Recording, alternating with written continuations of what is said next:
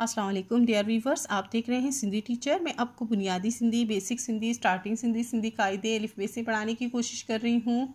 उसके बाद हमने स्टार्ट किया है class 3 to class 7। Sindh text book board के हम कंप्लीट पढ़ चुके हैं।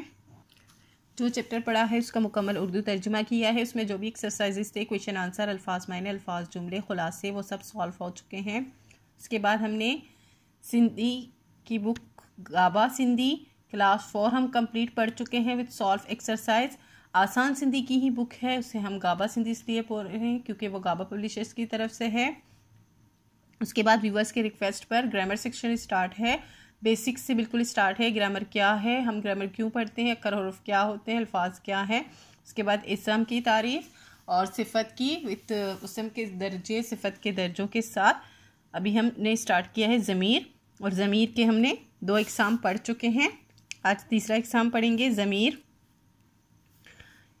ये ज़मीरी है और इसका एक किस्म है ज़मीर मुश्तरक।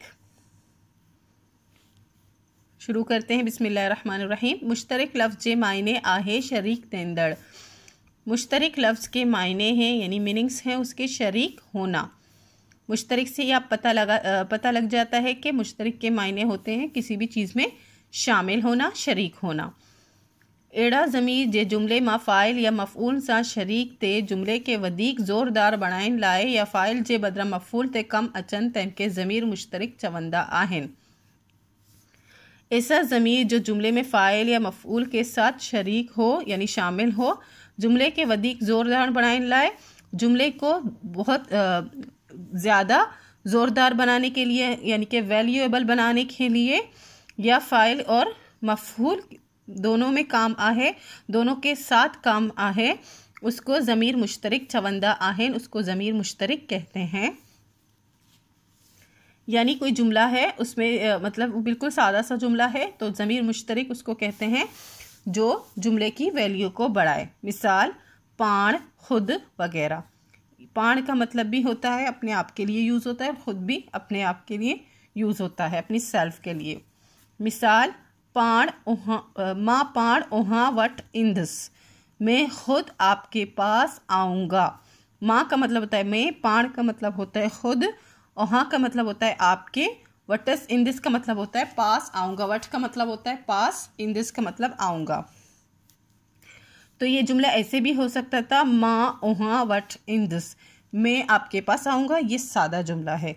माँ पाण ओहा वट इंदिस, मैं खुद आपके पास आऊँगा, तो इसका मतलब इसकी वैल्यू बढ़ गई है।